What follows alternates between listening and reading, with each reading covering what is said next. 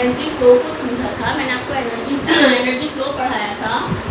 हमने कल समझा था एनर्जी फ्लो यानी transfer of energy in a food chain. किसी भी फूड चेन में एनर्जी का फ्लो किस तरीके से होता है। तो आपको हमने ये बताया था क्योंकि हमने बात की थी कि जो प्रोड्यूसर्स होते हैं वो सनलाइट की हेल्प से फूड को प्रिपेयर करते हैं, सनलाइट की हेल्प से। तो हमने आपको ये बताया था किस तरीके से एनर्जी फ्लो होता है।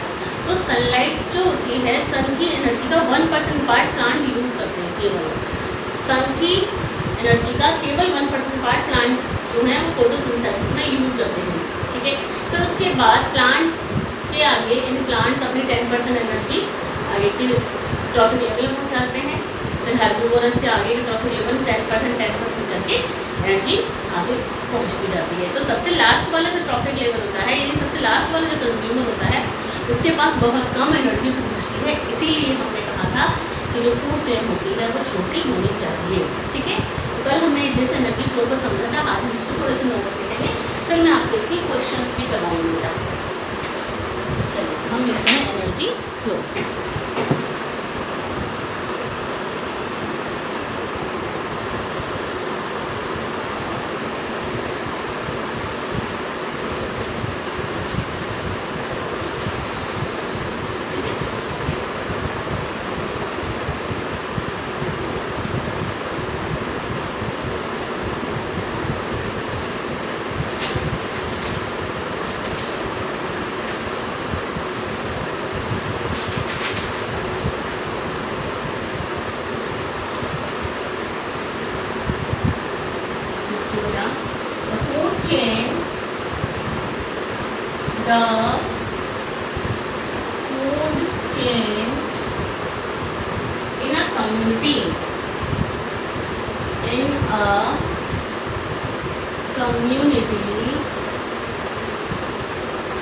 The food chain in a community represents a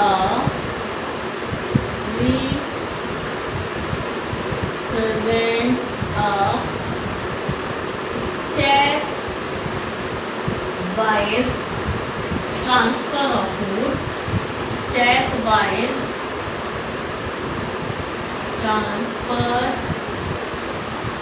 of food, stepwise transfer of food and the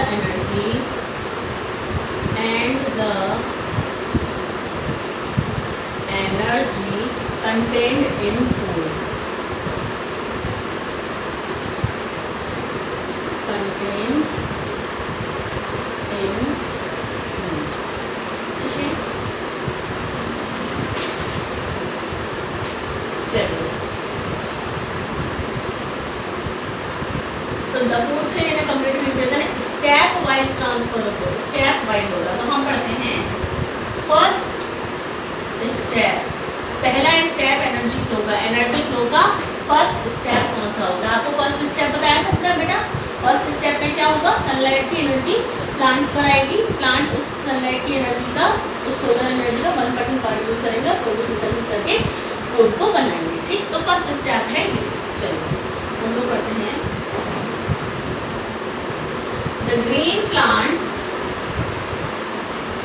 the green plants prepare food by the process of photosynthesis using solar energy। Solar energy यानी सन की energy को use करके वो photosynthesis करते हैं। चलिए इसी में हम आगे लिखते हैं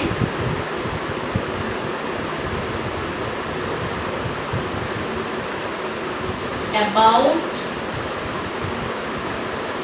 1%, इसको याद रखिएगा, about 1% of the sun's energy, 1% of the sun's energy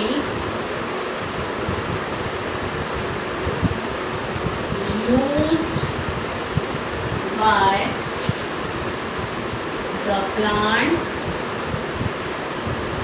about 1% of the sun's energy used by the plants by the process of photosynthesis, use of photosynthesis, by the process of photosynthesis। ठीक है, फिर हमने कहा था कि जो food ये prepare कर रहे हैं प्लांट्स 1% एनर्जी को यूज़ करके जो फूड प्रिपेयर कर रहे हैं उसमें से कुछ पार्ट वो अपने लिए रखते हैं और कुछ पार्ट वो अपनी बॉडी, कुछ पार्ट वो अपनी मेटाबॉलिक एक्टिविटीज़ के लिए यूज़ कर लेते हैं और कुछ पार्ट जो बच जाता है उसको वो अपनी बॉडी में, प्लांट अपनी बॉडी में फूड को स्टोर करके रखते हैं। प्लांट अपनी बॉडी में फूड को स्टोर करके क्यों रखते हैं? हम लोगों के लिए, यानी कि उस प्लांट को हर्बीवोरस खाएगा तो वो प्लांट का जो रिजर्व फूड है वो हर्बीवोरस के पास पहुँच जाएगा। ठीक है, बात समझ में आ गई। तो प्लांट्स जो हैं अपनी एनर्जी का कुछ पार्ट अपने लिए रखते हैं जिसको वो यूज़ कर लेते हैं मेटाबॉलिक एक्टिविटीज़ में और बाकी पार्ट को वो अपनी बॉडी में स्टोर कर लेते हैं जिससे कि आगे की प्रॉफिट लेवल हो जाए। ठीक है, चलिए आगे लिखते हैं। इसी में फर्स्ट स्टेप है the plants utilise the energy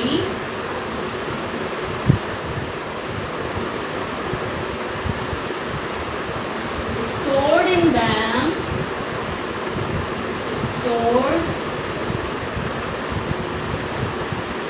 them for their metabolic activities,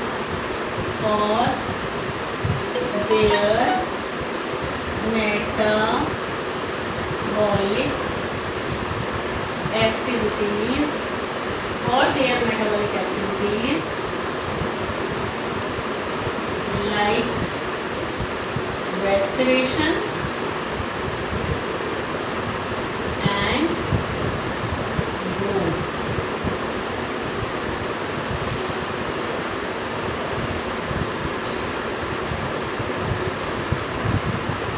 Some of the energy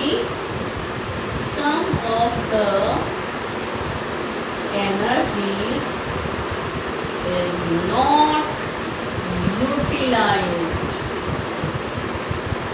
Some of the energy is not utilized and it is released as unusable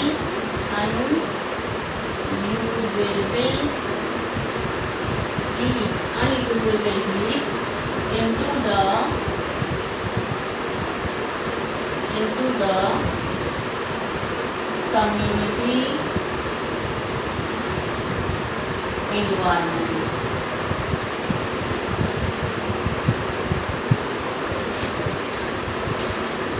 This is the first step। ये first step है, यही मैंने आपको कल बताया था बेटा, पढ़ लीजिए इसको एक बार। The green plants prepare food by the process of photosynthesis using solar energy। आपको पता है कि प्लांट सोलर एनर्जी को यूज करेंगे, फोटोसिंथेसिस करके फूड बना लेंगे। About 1% of the sun's energy used by the plants by the process of photosynthesis। सन की एनर्जी का 1% पार्ट यूज किया जाएगा और फोटोसिंथेसिस हो जाएगी। The plants utilize the energy stored in them for their metabolic activities। तो प्लांट्स ने food को बना लिया, तो प्लांट्स ने फूड को बनाया तो उस फूड का जो कुछ पार्ट है, यानी कि उस एनर्जी का कुछ पार्ट है, उस एनर्जी के कुछ पार्ट को अपने लिए रख रहे हैं क्योंकि उनको अपनी रेस्पिरेशन में ज़रूरत है एनर्जी की, ग्रोथ में ज़रूरत है। प्लांट कुछ एनर्जी को तो यूज़ कर रहे हैं और बाकी जो एनर्जी बचती है जो अनयूजेबल है, some of the energy is not utilised and it is released as unusable heat into the community environment. Released का मतलब ये नहीं है कि प्लांट उसको रिलीज कर देते हैं और एनवायरनमेंट में पहुँचा देते हैं। रिलीज का मतलब ये है कि आगे जो उनको खाएगा प्लांट्स को वो वहाँ रिलीज हो जाता है। कम्युनिटी एनवायरनमेंट का मतलब है कि जिस इकोसिस्टम की हम बात कर रहे हैं वहाँ का एनवायरनमेंट, वहाँ पर जो बायोटिक ऑर्गेनिज्म रह रहे हैं उनके लिए ये प्लांट की जो एनर्जी है अनयूजेबल एनर्जी है, यूटिलाइज नहीं की है प्लांट ने, वो आगे के ट्रॉफिक लेवल में उसी कम्युनिटी एनवायरनमेंट में पहुँच जाती है, यानी हर्बीवोरस को खा लेता है तो ये बाकी की जो एनर्जी है वो हर्बीवोरस में पहुँच जाती है। ठीक है, this is the first step.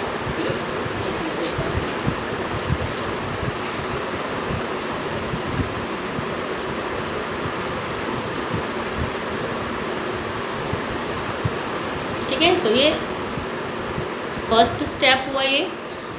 तो सेकंड स्टेप जो होगा उसमें हर्बीवोरस खाएंगे इसको, ठीक है। सेकंड स्टेप लिख लेते हैं हम लोग।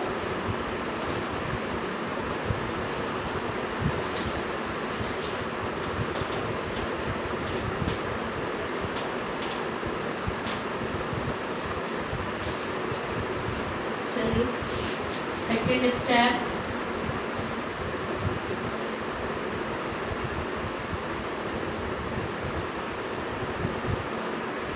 सेकंड स्टेप में हर्बीवोरस आ जाएंगे।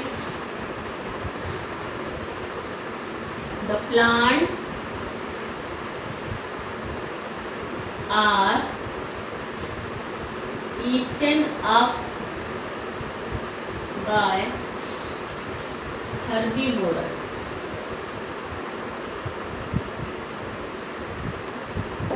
Plants are eaten up by the herbivores, ठीक है। The chemical energy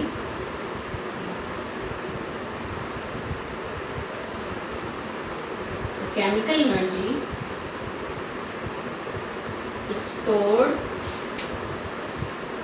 in plant food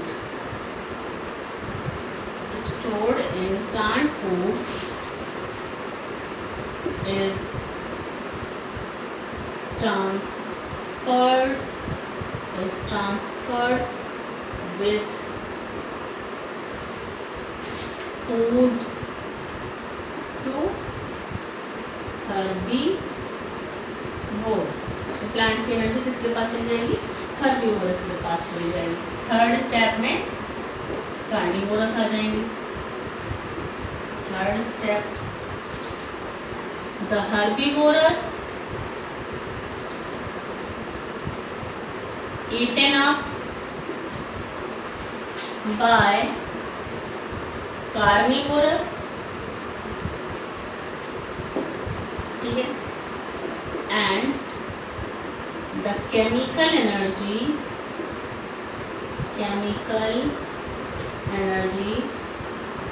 stored in the flesh of herbivores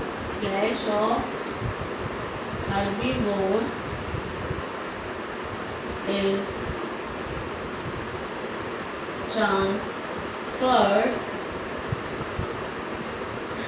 transferred with food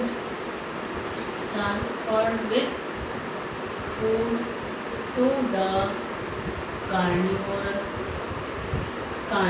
के पास चला जाएगा वो, ठीक है। तो ये हुआ थर्ड स्टेप, कार्निवोरस तक पहुंच गया।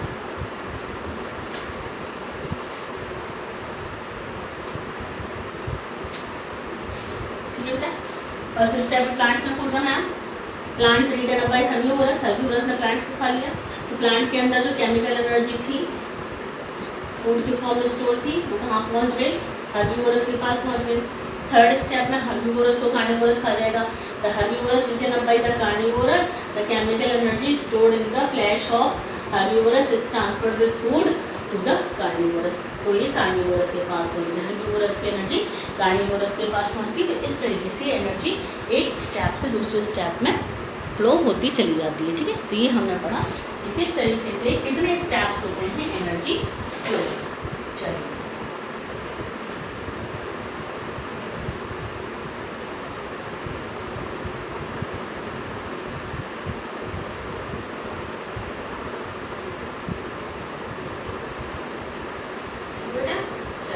अब हम आगे बढ़ते हैं।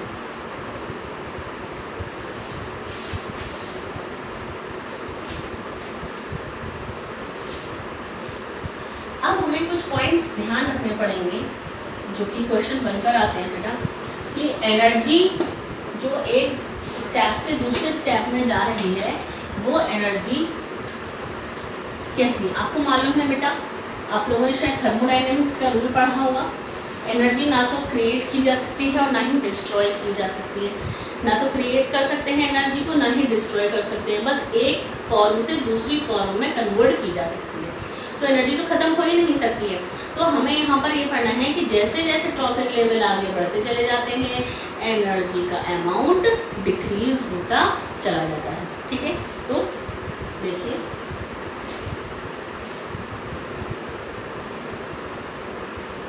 Important points about energy transfer या एनर्जी फ्लो, कुछ भी कह सकते हैं। एनर्जी ट्रांसफर क्या इंपॉर्टेंट पॉइंट्स हैं ये समझ सकते हैं। पहला, energy is not created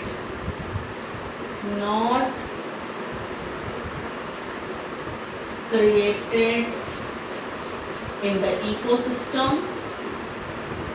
energy create तो हो नहीं रही है, not created in the ecosystem, energy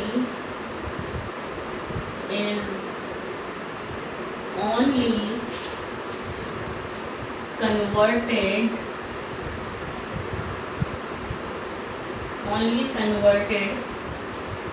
from one form to another, एक फॉर्म से दूसरी फॉर्म में कन्वर्ट की जा सकती है।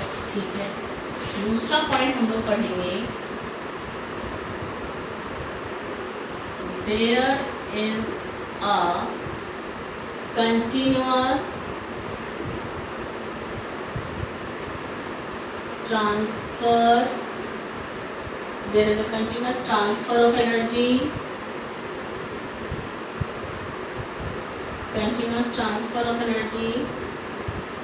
from one trophic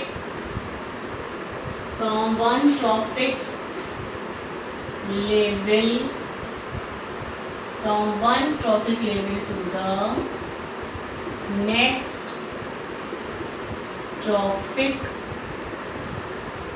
level in a food chain।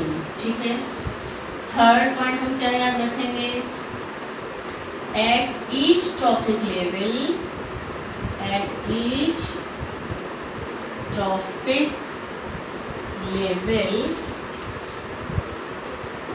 some of the energy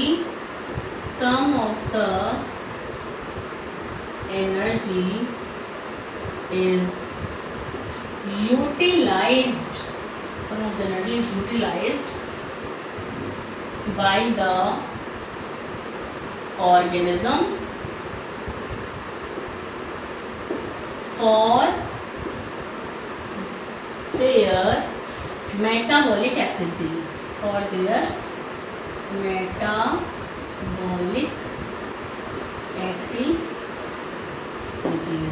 ठीक।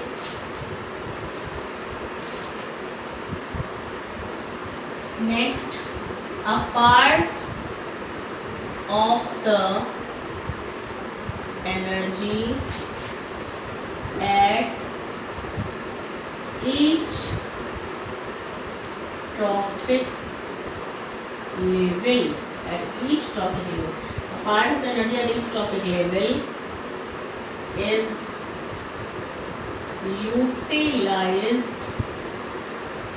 utilized for the functioning of decomposers। ठीक है, नंबर 5 लिख लीजिए,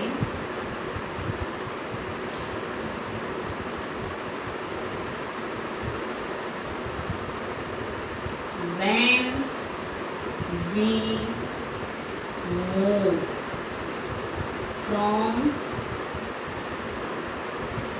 first trophic travel to second and then third, and then third trophic, and then third trophic level, the energy is gradually decreases. Important.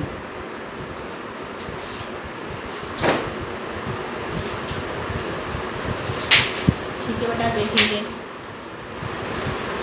ये कुछ important points हैं energy flow के बारे में। Energy is not created in the ecosystem, energy को तो create नहीं कर सकते। Energy is only converted from one form to another, एक फॉर्म से दूसरी फॉर्म में कन्वर्ट की जा सकती है। There is a continuous transfer of energy from one trophic level to the next trophic level in the food chain. आपको मालूम है किसी भी फूड चेन में एक ट्रॉफिक लेवल से दूसरे ट्रॉफिक लेवल में एनर्जी फ्लो होती ही चली जाती है, कंटिन्यूएशन में चलती है। जैसे जैसे कोई ऑर्गेनिज्म किसी दूसरे ऑर्गेनिज्म को खाता चला जाएगा वैसे वैसे एनर्जी बढ़ती चली जाएगी, फ्लो होती चली जाएगी। At each trophic level some of the energy is utilised by the organism for their metabolic activity. मालूम है आपको हर लेवल पर जो एनिमल किसी दूसरे एनिमल को खा रहा है पहले वो उस एनर्जी को अपने लिए यूज़ करेगा, बाद में जो होगी वो आगे ट्रांसफर कर देगा। A part of the energy at each trophic level is utilised for the function of decomposer. बाकी जो एनर्जी होती है वो डिकम्पोजर के लिए हो जाती है। When we move from first trophic level to the second and then third, जैसे जैसे हम ट्रॉफिक लेवल में आगे बढ़ते चले जाते हैं एनर्जी ग्रेजुअली डिक्रीजेज, धीरे धीरे एनर्जी कम होती चली जाती है। ठीक है, इन पॉइंट्स को एक बार देखिए, फिर हम जरा अभी आपको एक दो पॉइंट और मैं आपको वो लिखवाऊंगी, फिर क्वेश्चंस करवा देंगे हम आपको।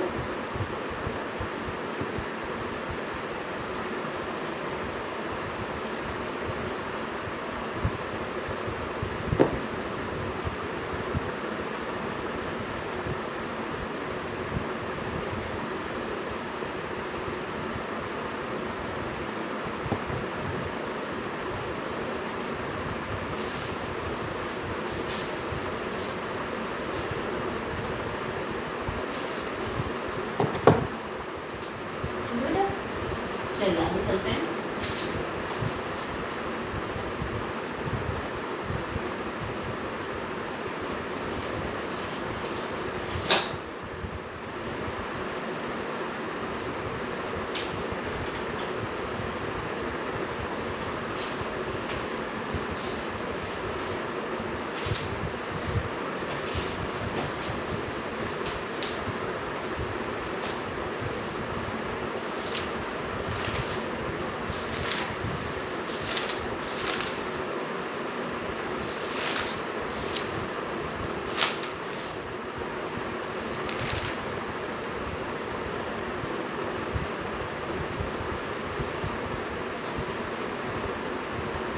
चलिए अब हम लोग पढ़ते हैं 10% लॉ। मैं आपको बता देती हूँ। आपको मैंने बताया था ना कि एक ट्रॉफिक लेवल से दूसरे ट्रॉफिक लेवल में जब एनर्जी जाती है तो 10% करके जाती है, उसको कहते हैं 10% लॉ।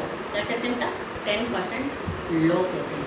वो 10% लॉ मैं आपको अभी लिखवा देती हूँ, तो आपको फिर इसके बाद क्वेश्चन करवा देंगे। 10% law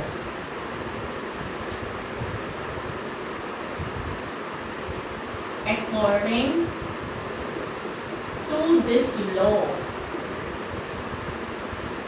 to this law only 10% of the energy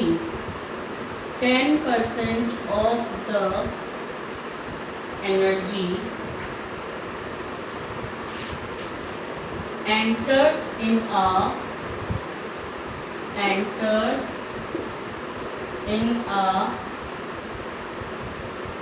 particular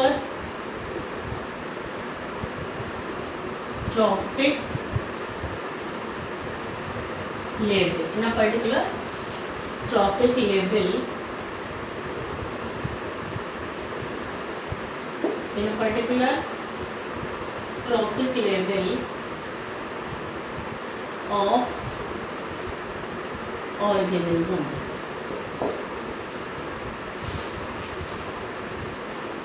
example, suppose, जो मैंने आपको एग्जाम्पल बताया था ना कल, वही वाली लिख रही हूँ बेटा मैं। Suppose 1000 joules of light energy from the sun falls on the plants, falls on the plants. The plants convert only 1%, ये आपको मालूम है, only 1% of the light energy, only 1% of the light, only 1% of the light energy into chemical energy, chemical energy of food.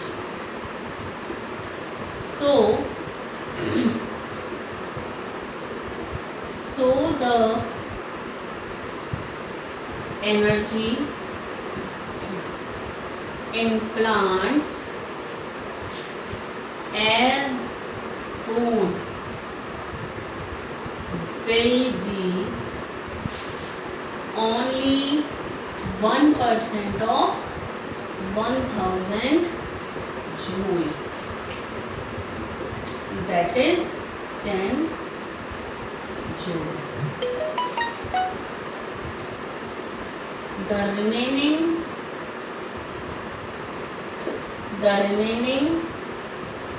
990 joule, joule की spelling सही करिए बेटा, joule, remaining 990 joule energy is not utilized by plants, not utilized by plants, which is not utilized by the plants, is reflected back into the environment, into the environment. ठीक है बेटा, ये example मैंने आपको बताया था।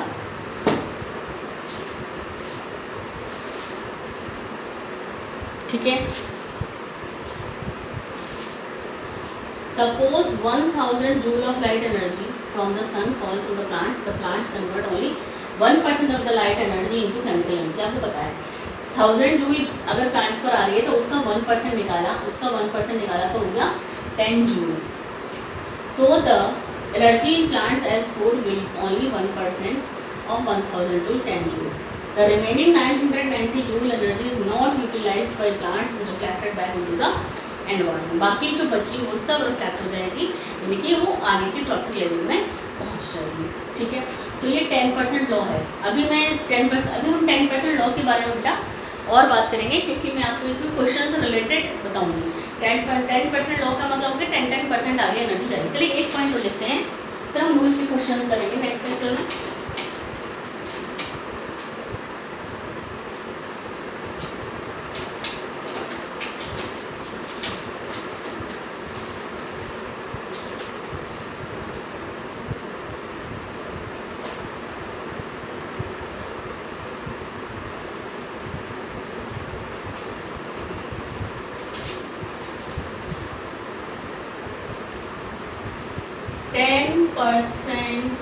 Law will not be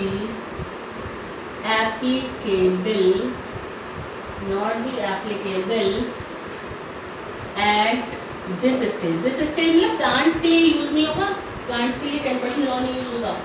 at this stage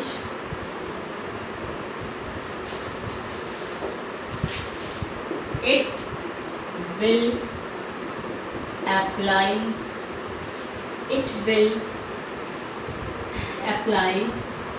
only in the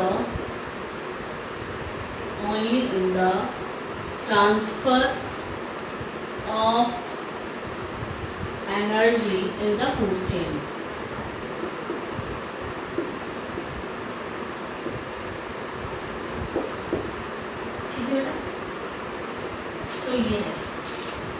तो ये 1% लॉ प्लांट्स के लिए याद रखना, और 10% लॉ प्लांट्स वाली स्टेज पर यूज़ नहीं होगा। वो याद रखना कि अगर सन से एनर्जी आ रही है तो उसका 1% ही यूज़ किया जाएगा, 10% मत कर देना कभी भी। 10% एनर्जी जाएगी फूड चेन में आगे। क्वेश्चंस करेंगे 3-4, तब आपको और चीज़ें क्लियर हो जाएंगी बेटा किस तरीके से ये एनर्जी फ्लो होता है फूड चेन में। ठीक है, चलिए नेक्स्ट लेक्चर में हम लोग इसी से रिलेटेड कुछ क्वेश्चंस को करेंगे।